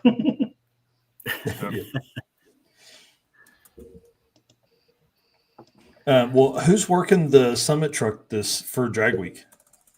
It'll be Alec and Kevin, our sweet. go-to guys. They any events like this where it is such a challenge, I guess. We want somebody seasoned there. We want somebody who knows the truck. We want somebody that can handle no matter what situation comes up. You know, if getting a bind somewhere, they know our procedurally what we like and what needs to be done from the company standpoint. And Jim and I we stop by 2 or 3 times a day just to probably get a bottle of water, check, hey, what's going on? You guys okay? Other than that, we don't worry about it. Those guys are awesome. Sometimes we need some parts. What's Sometimes that? we need a part, Tommy. Well, yeah, we needed some last year, that's for sure. Yeah. But yeah. Our credit cards work too. Yeah. Yeah. Wait, they don't give Summit cards to where you just like swipe that thing. You're like, hey, no. y'all got to buy parts like everybody else. Oh yeah, no. Well, we appreciate that because that saves us on the end. That saves us money for all those guys out there buying parts. Right. That saves us money. So obviously you guys talked about 50 something events a year. What were a few of your favorite events that you guys attended this year? Wow. The last me, one. Yeah. PRI. No. For me, I would have to say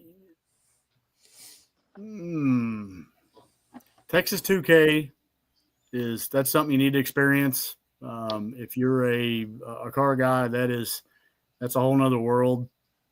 We did an event called Hyperfest at VIR this year. That was amazing. A whole nother different group of people, from drifting to actually on road course stuff. That was pretty wild. Any of the drag and drives, but and it's hard to follow Matt Frost. But that man, for a small, we talk about small teams. Jim and I enjoy at Summit. That guy and what he gets done with his small team at the Rocky Mountain deal is pretty amazing. And that event was pretty killer. I enjoyed that immensely. Just even being there working, they did a great job. So I don't know that I have an exact favorite, but we see a lot of cool stuff. Yeah. What about you, Jim? Yeah, I mean, Texas 2K really comes to the top of the list as we've gotten more involved and have gotten better at doing what we do when we're down there. That's just been it's just a whole different vibe. It's that influencer younger. I mean, there's 70 plus GTRs there and Lambos and Camaros and Corvettes, and it's just such a twin turbo. If you're not spinning 2 of them, you probably don't have a chance down there. I mean, it is just some of the craziest. I think we like it because the rules are open. You know what I mean? It really gives racers the opportunity to really get after stuff and be creative and show some ingenuity with some of that stuff. So it's always what just went by. So really cool. That's really cool. Obviously, and all the duck races. Those are crazy events with again more records, cars flying through the air. Unfortunately sometimes, but you just you got to keep your eyes on the track because you don't know what's going to happen next. So and like Tom said, I get to comment. The Hyperfest is something new we tried this year, and again a younger demographic there for us. The drifting, the NASA folks had 400 plus cars on the track racing around while we're on the inside doing different events, and they had an off-road course and then all sorts of stuff going on. It's just another one of those cool atmospheres. There's a lot of camping going on. There's a big concert on Friday and Saturday night. Just that atmosphere that some of these promoters bring together to make it a whole weekend that make them special, I think. So, and again, but we love them all. I mean, we were at the dirt car championships out in Fairbury, Illinois, a couple of weeks ago, and 50,000 to win for late model, and our modified guys are racing for a championship. It's honestly some of the best racing you'll ever watch if you ever get a chance to watch dirt racing. Especially if you get to stand in the infield and watch it, you don't even understand how they're getting around the turns without running into each other. So it's again, crazy. Like I said, it's kind of where was I last weekend that we enjoyed. So we enjoy all of them. We get to go to from Barrett Jackson in January. I mean, that's a spectacle. If you haven't been to Barrett Jackson, that's something you need to experience on that last Friday and Saturday for the big cars and things like that. And we've been fortunate to go to Bonneville. So that's another one that we're probably overdue to go again. It's been a few years, and if you haven't been there, that's something you've got to experience as an enthusiast. Somehow you got to get out there and experience that. Yeah, that's one that's on the list for sure. I don't know about 26 for me, but I'm looking at 27 for sure for Bonneville. Yeah. That's man. That's going to be a good one. We guys just listed a bunch of cool events. Next question: do you have openings for Mike and I? Because you guys get to do a lot of cool stuff. You guys are cool as we are. Come on. You ever need somebody to polish the wheels on the truck? Well, that always Stop by any time. That's open. Any shoulder rubs. I'm in. I do want to say on that. Thank you. Tommy has let me ride in that truck a bunch. Well, really not ride. I sleep on the couch in the back. That's typically what happened. Is I would get back there, get to work, and be like, I'm tired. I'm just going to lay down. So that's always been really cool to do. Eric knows I can sleep anywhere in any car at any time. Yeah, accurate. So I definitely appreciate that. Well, I'll tell you guys, y'all have one of the coolest jobs that's out there. I know I can't imagine the stress that comes from just the amount of stuff and the logistics side of trying to get everything there. And I think I would probably speak for everybody that's going to watch this in perpetuity that we appreciate what you guys do for all of the automotive community, not just the drag and drive folks. Yeah, we're probably part of it, that's for sure. All right. Well, let's end this. We've had good times talking about the summit and what y'all guys do there, but now I want to talk about some real drag and drive stories. So let us finish this DeechWorks segment here. I want to say thanks to DeechWorks again. Code DDR10 for 10% discount on your order. If you need any kind of fueling, they have it. Just call Mark Campbell at DeechWorks or get with us. We'll get you with him. So you can get your car set up and done up the way you need to. Mr. Eric, you want to read the Performer Built Transmissions ad read there? Yep. Performer Built is the official transmission builder of Drag Drive Repeat. At Performer Built Transmissions, the goal is to engineer and build the toughest transmissions on the planet. Performer Built doesn't just rebuild transmissions, they systematically re-engineer each model to eliminate OEM flaws and to achieve the highest levels of performance. That is why they say their transmissions are not just built, they are Performa-built. Yeah, love Ryan and the team again. We're going to get to hang out with them at Drag Week. They are about 15 minutes from Numidia Dragway, so I think that's Tuesday night that we'll be there. I'll have a full event breakdown and all that kind of stuff, probably live from their facility. But let's get back to this photo because this is fun to me right here. This one now, this car no longer is in Tommy's possession. Correct. On the back of this seat, it said you called him the Trunk Monkey Chris, and so he did that saying and his writing on the back of that did go with it. Did you tell the new owner all the stories? It went with it, but no, I did not explain what it was to the new owner. If it's still there, that would be hilarious. The gentleman that bought the car, I tried to convert him to a drag and driver, and he may. He lives in the Connecticut area. He's been bracket racing it and been fairly successful with it. I've never tried to bracket race it. He tamed it down some and made it very repeatable. He calls me every once in a while, I guess, just to ask a question about something. And but no, I do miss that car. I wish I could have kept it in the stable, but I've only got so much room here. So Yeah. Well, I think that's what happens to everybody. I did want to show this shot here, though, because it is a wheelie machine. It was a lot of fun to drive, and it drove very well for no more than it was. We learned a lot at Drag Week 21, our first. Number one, that we needed an overdrive because 28-inch tall tires, 410 gears, and 65, 70 miles an hour is about 3,700 RPM. So I now have tinnitus, whatever you say it, and I guarantee it's from that trip. So, yeah, a lot of people don't understand that, man. They don't get that at all. That's awesome. So, let's talk a little bit about your Drag Week history and drag and drive. So, obviously, you've done Hot Rod Drag Week. Has there been any other events that you've done? So far I've competed in Drag Week, of course. I've done Six Summer on the Bailey side. Finally got to do one of his events this year in a borrowed car. We're working on something for 26 that the truck will be there. The S10. Yeah, there's the Panther. Alec Inhouse, the guy that drives the truck for us and works with Kevin, that's his road race car. He runs in a class here in Ohio called Spec Panther. That's the Panther platform. Any Crown Vics, LTD, police car type cars are what they run in. And he was gracious enough to let me borrow that car. I've done Midwest Drags. Jim and I actually won that one in 23 in our class. That was pretty special for us. And there's a local one here this year, Buckeye Skips.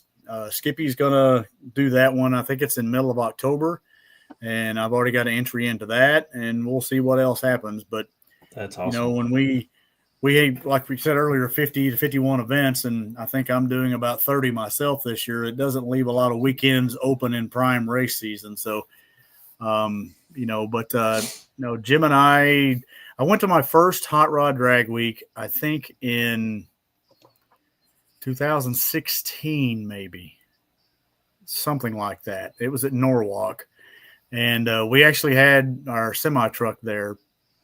And because the partnership we have with Summit Motorsports Park, we can pretty much come to most events we want to and display and do our thing.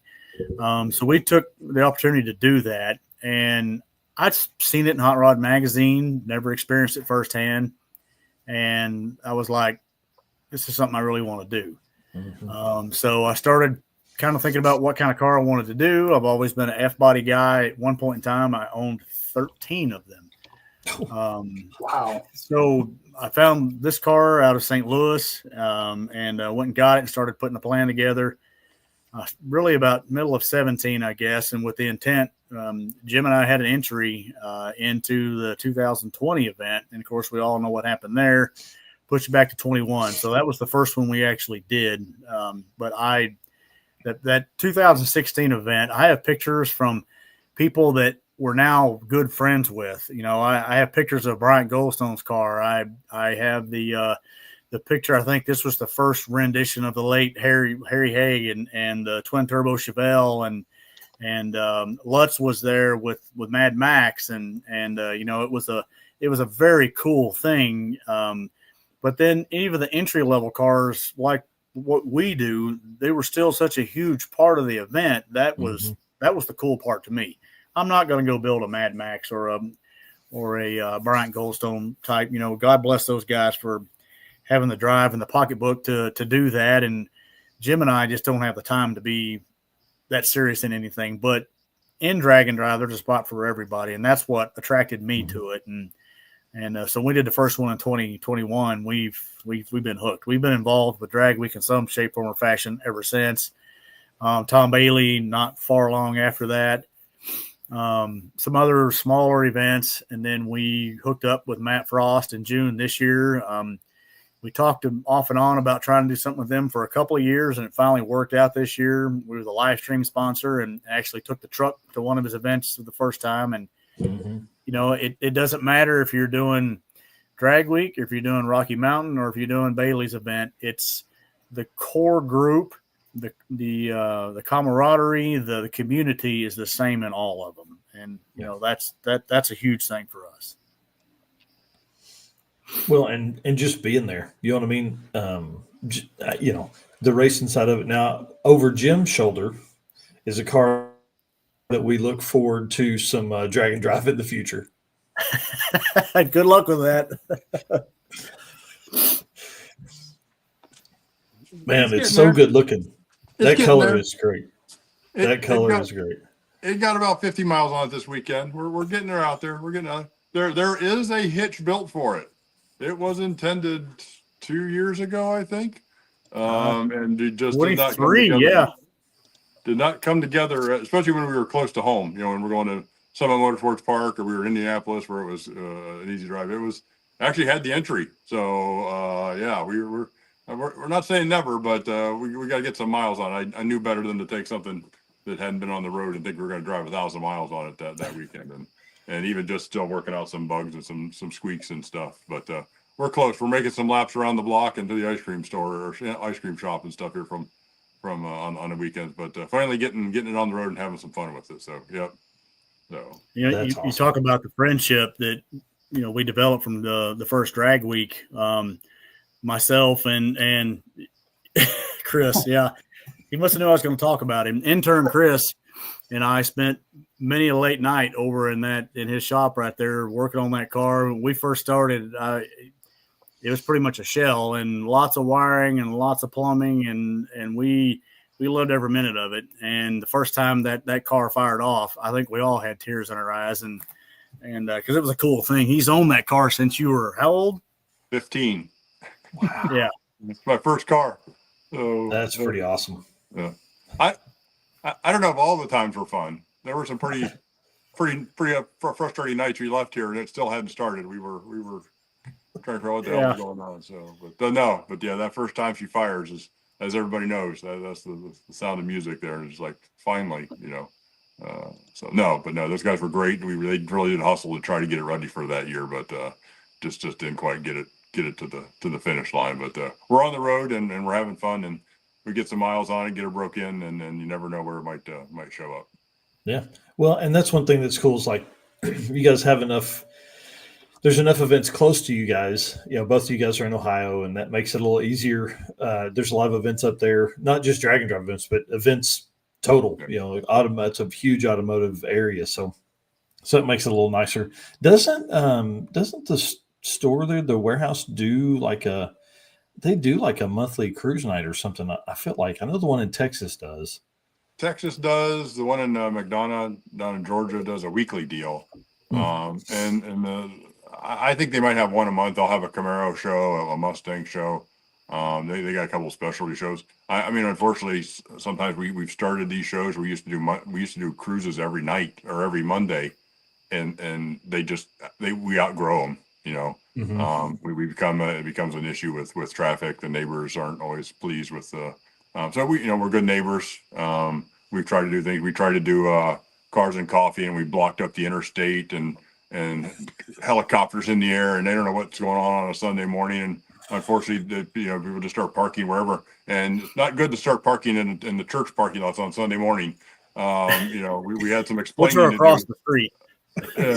So we had some explaining to do on that one, and we've kind of learned our lesson that unfortunately some of those we just don't have the space, because they're enthusiasts and we appreciate them wanting to be there, but like I say, we've got to be good neighbors to our local community. So what a problem to have.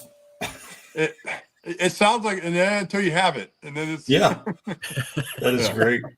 That's really cool, man.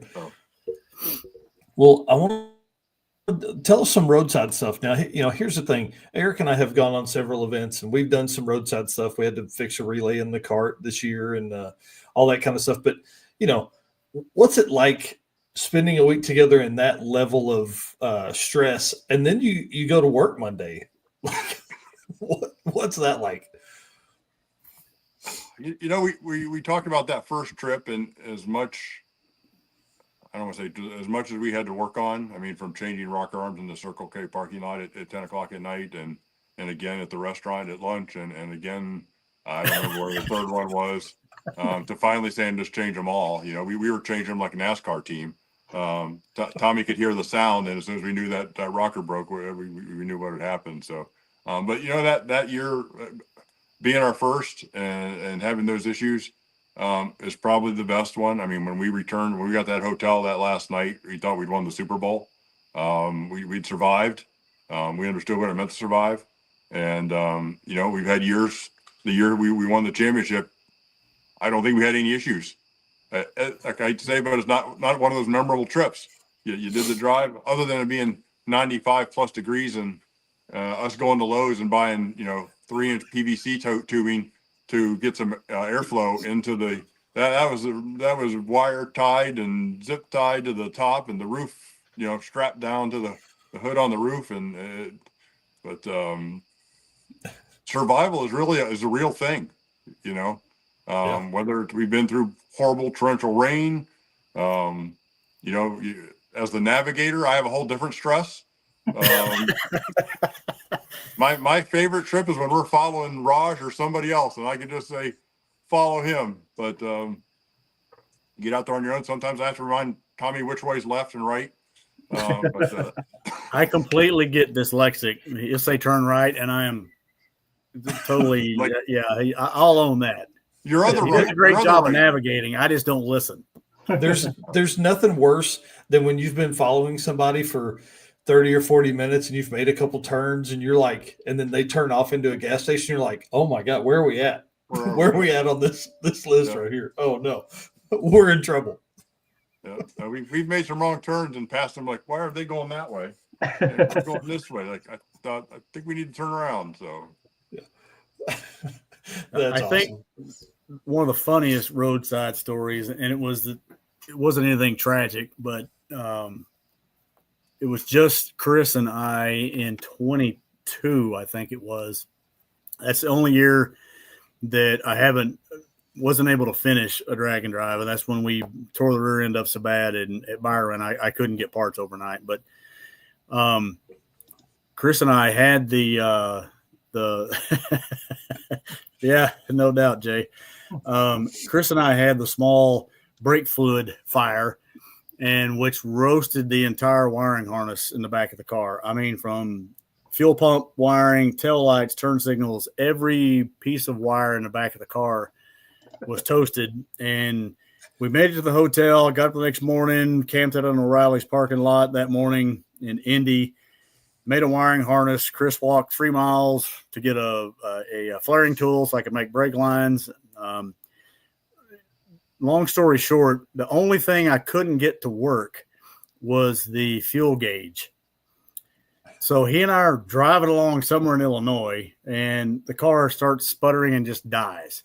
And we're like, oh, crap, you know, what's going on? So we're immediately checking our wiring harness we made and connections and this and that, cranking it. It won't fire. And so I turn the pump on, and it's just kind of lightly humming. And we look at each other and start laughing. We'd run out of gas. That's all it was. We had just run out of gas. Love that. Man, and like, that's the worst feeling ever. And then you go, wait a minute, that was easy. Yeah. Now, where's that gas can? Oh, we left it at the gas station.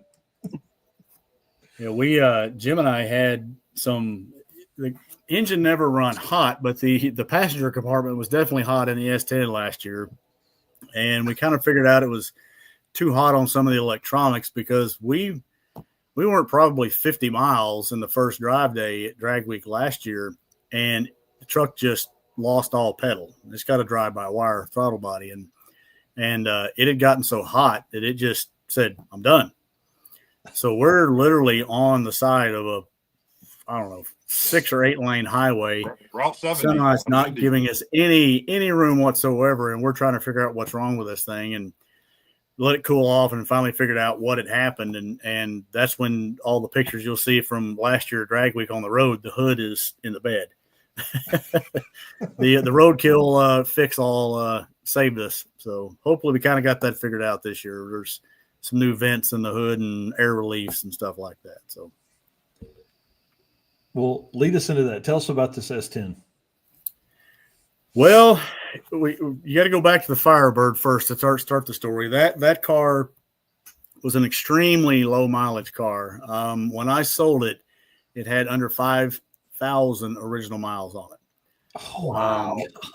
Everything that I did to the car, from roll cage, all that, nothing screwed up any of the interior. So somebody could cut the cage out, put new carpet in, and you never know it was there. It's got a lot of aftermarket suspension bolt-on pieces, but I didn't. Me being the competitor I am, the car was heavy for the class. I was like 3840, and we run the NA class, so there's really not much more I could do. Build a bigger motor or go lighter, and I wasn't going to start cutting that car up. So that's why the Firebird went away, and now we got the S10 that I am not emotionally attached to whatsoever. So whatever happens to it happens. Hey, be nice to it. Be nice to it. We got a week in that thing. It is. We have spent a lot of time and a lot of effort getting that thing better than what it was last year. We literally had that by the seat of our pants. I got the car or the truck done maybe a month before drag week, and with the intent to take it over to Chuck and Rick at Big Three. They were going to do the tune on it, and anybody knows those guys, they had the hellacious fire and lost everything. So we just kind of, Alec and I put a tune in it, kind of went by the seat of our pants, and it did okay. It wasn't bad, but there's some stuff that we didn't know. I knew we went with Haltech, a new engine management system that really didn't have our feet wet yet. And, this thing still looks like that today. Cosmetically, other than putting the track spec vents in the hood, it hasn't changed a bit. Your decal is still on the hood. Awesome. It has new wheels. It's got new wheels and tires. That changed a little bit. But other than that, it's the same truck, just hopefully fixed. With my schedule and with the monstrous monsoon of a summer we've had here, I have not been to the track once this year. Oh, wow. Not once. So that's Friday. Jim and I and Alec and probably Kevin, we're going to, hopefully Chris, we're going to make a venture out to the local track here and try to make a few passes just to make sure it goes A to B. Drivability wise, it drives like my daily pickup. I mean, it's fantastic. It's so much better, but it feels a lot better. So hopefully all that goes to plan on Friday. And then if it's good, it's going in the box, and we're leaving next Saturday to head that way. So, I love the truck. I love how it drives. Believe it or not, it is easier to drive. It's smaller, I guess, lighter weight than what the Firebird was. It's definitely better cruising up down the highway because it is so much lighter. But I'll always love the Trans Am, and this 26, I hope maybe even over the winter we'll start doing some cosmetic stuff to it. I don't know. Like I said, I'm not emotionally attached to it. It's a lot of fun, and we'll see where it goes from there. But as long as it gets A to B and we can keep doing this, that's all we really care about. No, man. Yeah, I'm a big fan of the truck. I think it looks super cool. So, Jim, which one from a co-pilot standpoint was more comfortable, the S10 or the Trans Am?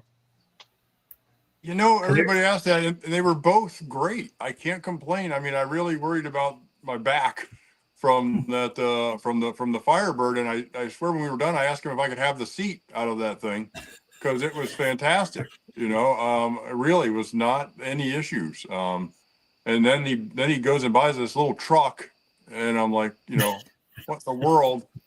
And then he tells me he's putting the rear seat out of a Honda Civic in it, or a Fiesta or something that he thought was going to be great, and it wasn't horrible. I mean, it's kind of one of those things where it makes you sit up straight, which I think is obviously good. But they're both actually pretty fun. Knees in the dash every once in a while, but other than that, I can't complain about the ride. That's for sure. They may not, like I said, I was sad he sold the other one and the seat went with it. It was pretty cool. I was going to say, you're a pretty tall guy, so I wasn't sure how crammed you would be in the S10. It's no worse than anything else I drive. That's all I can say. Yeah. Yep. For those who don't know, Jim is like 6'9", 6'10", somewhere in there. Yeah. So, Yeah, Chris doesn't like the S10 as much. He doesn't get to ride in cool cars anymore. yeah. That is a sticking point with me. I even considered during the off season of switching again to something else because I do miss that. Having somebody in the back seat, it would need to be something more escape friendly for the backseat person, because when he and I had a long conversation after we had the fire that came through the trap door and the Firebird, if he'd have been in the back, that's how he got out. He because the seats were the aluminum fixed seats, and we probably would have bent one of them to get him out the front, but there was no getting out of the back with that. So, that if I do another, something with a back seat, there'll be definitely a plan to get somebody out a little easier. Maybe not make the seats completely fixed. I vote G-body wagon. I think a wagon. We have kicked around the wagon idea quite a bit, and that wouldn't be out of the ball game either. Yeah, you may have to put some boost to it this time. I'll let you and your brother do that. There's nothing cooler than seeing Chuck going down the road with Big Three, and there's 4 guys in that car, all with their headsets on and just cruising down through there. That's a pretty cool. Yes. We actually told him at Drag Week last year that when they come pulling into that Red's Diner or whatever it was, the 4 of them with the headsets on and the zoomies, I said, you guys should be wearing Viking helmets right now because it looks like a Viking warship. Yes, that's exactly right. Or this one here, the Price's wagon, man, that's one of my favorites. Like 7,000 pounds loaded down when they cruise together. Yeah. Yeah, Buckeye says a Pinto wagon. Skippy, that's all small for me, Skippy. I don't know. Well, let's talk a little bit about Six Summer. So you've had the Firebird, you've had the S10, then you get to jump in this Crown Vic. How different was driving that compared to your other cars? We were completely spoiled. Chris and I, that I can tell you that when I turned up the return road to come back, before I had my helmet off, I had the AC back on. It was quite I would cannonball run that car. Had leather seats too, right? What's that? Had leather seats in it too, right? Oh yeah. No, this thing was Alec had it pimping, and I mean for a road race deal, it sucked as a drag car. I entered when I found out we weren't bringing the truck, I entered DYO. That thing had about 7-second spread between what it really wanted to do. But he's got it set up for road race. The first and second gear got a huge gap between them, and the first pass I made, it didn't shift into second till about 700 feet down the track. I'm like, I'm going to scatter this thing. So I learned to feather the throttle a little bit to get it to go ahead and go into the next gear. And but as far as cruisability, we were completely spoiled. We on the way to Byron, we were probably running 90 miles an hour on the highway, just getting it. It was a cruiser, that's for sure. Yeah, Jay here saying need to build a wagon down at 3,400 weight, lob 850 passes like it's nobody's business. 1,100 horsepower, I can get you guys set up. If we do that, Jay, we will bring it to you. That's for sure. Yeah, that's where it's at, man. I'm telling you, like the Rick Steinke 4-door, man, that whole thing just is super cool. Well, guys, as we wind down the show, what haven't we talked about yet? I guess we haven't talked about ET goals for Drag Week, like what class you're in, all that kind of stuff. Don't put that evil on me, Ricky Bobby. I really don't care. As long as we put it back in the box on Friday afternoon, I really don't care. I'm competitive by nature. If we get anywhere in the hunt for anything, okay, that's a bonus. But after last year, we just want to go have fun. That's what it's all about. I will do the best we can at the track, and whatever the truck does, we'll know what it does hopefully Friday night and go from there. So I have no idea. I think it's going to be hopefully something 10-0 index, pretty easy. Might That's surpass awesome. them. What, That's awesome. End up in the SME stuff. You think? Are you going to do in a small or all motor small block or? Right now, I'm entering an all motor small block. So Gotcha. Yeah. You and Jonathan Stonecipher, y'all get along. Yep. You know, That's right. One of our goals that took us, I think, 3 years to accomplish was getting to a hotel before it was dark. It had literally become a joke, not even a joke. It was a goal we almost made it. Oh, the sun went down. I mean, we're a half hour away. I mean, it literally took three events before we got to a hotel before dark. It was it's pretty special that first time we got there and could actually have a real dinner and not something. We even got in the pool at the hotel. Yeah. Oh, Yeah, I think that's what's up. I think last year at Drag Week, didn't we get to the hotel before dark, and then we went and ate dinner, but then we stayed in the hotel till way dark? Yeah, you can thank Graham for that one. So Yeah, that's right. Yeah, he came out and was telling us all kinds of stories. But again, that's the fun of the event, hanging out, and we got all kinds of stories from him, from fixing wheel bearings on the side of the road, all kinds of cool stuff. Yeah, it's amazing to see it's amazing to see what's going on in the parking lots at night. I mean, the work that's going on. What are they doing? I mean, there's LED lights out and all the tools are out. I'm like, what are you guys doing and what do you need, kind of deal? But it's it's all part of it. But yeah, the being at the hotel with the group is definitely another special part to the event. Yeah. Well, and I think that's what's great about so many events now. You look at 50 events across the year. If 40% of those participants are new to the community and they get that camaraderie right out of the gate, like we are just growing. I'm telling you, one of the coolest communities that's out there. And like my next question for you guys was, is this a vacation for you guys? And I think that's what it ends up being for like racers that only go to the track, only do that. Now they kind of like your mentality. They can go there and have fun and enjoy it for the week for what it is. it is our vacation because we're stupid.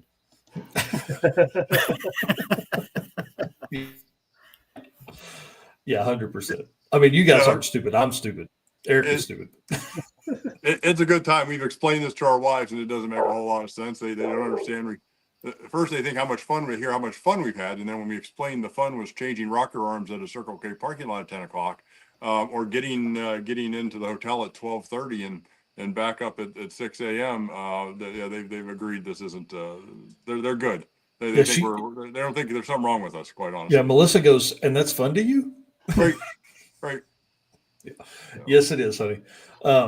We all listen. I want to say thanks for coming on tonight. I know you're two of the busiest guys that we know for sure, with travel and making sure you get, because outside of travel, you still got a regular job. I mean, you're talking about like having to get all of that done in that kind of time. So we appreciate everything you guys do for us here in the Drag and Drive community, but also in the automotive side of it too. We're big Summit fans outside of Drag and Drive too. Thank you guys. Thanks for being a part of this.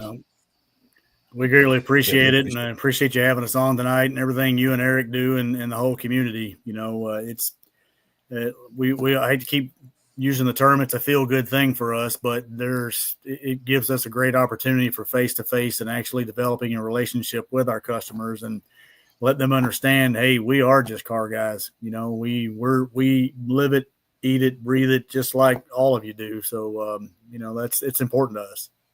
Yeah. That's awesome. All right, we're going to put you guys backstage. Stay with us for just a second. After we put you back there, I want to say bye and get a plan together to hang out while we're at Drag Week. But appreciate you guys. We're going to shut this thing down. All right. Thanks, guys. Thanks. All right, Mr. Eric, lead us out, man. What a fun show. Oh, hey, hang on real quick. Just want to say thanks to Performer Built. Can't wait to hang out. I can't wait to see Ryan's shop. Dude, I'm going to hang out there for a couple hours. I don't know. I got to get those decals made up ASAP. We've got the Hot Rod Drag Week Race Car Friends decals made. Those are coming with me. 50 of those are coming. But yeah, I need to get some Performer Built ones put up. And then next week's show, I don't even know what we're going to cover, but it's all things Drag Week. Like we're going to literally talk about Drag Week.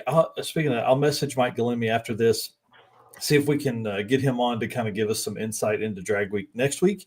And then, I mean, we'll cover like class records, which ones we think that can be broken. I mean, there's going to be this year records will fall. I almost will put money on it. Who's coming, what they're bringing, and all the kind of fun stuff. I mean, dude, this is going to be nuts. 20th anniversary of IROD Drag Week, the one that started it all. Like, it's going to be a crazy event. I know you're tired of me talking about it and you not getting to go, but it's going to be a ton of fun. So, all right, dude, get us out, man. All right. Thank you again, everybody that's been in here. We had tons of comments. We had tons of people watching. Thank you to Matt for jumping on. Thank you to Tommy and Jim for jumping on.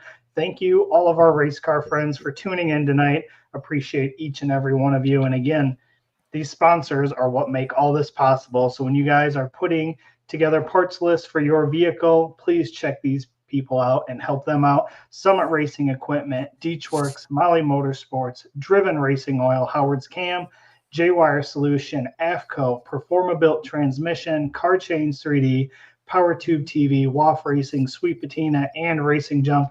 Again, thank you guys, and we will see you on the next episode. Yep. See you guys.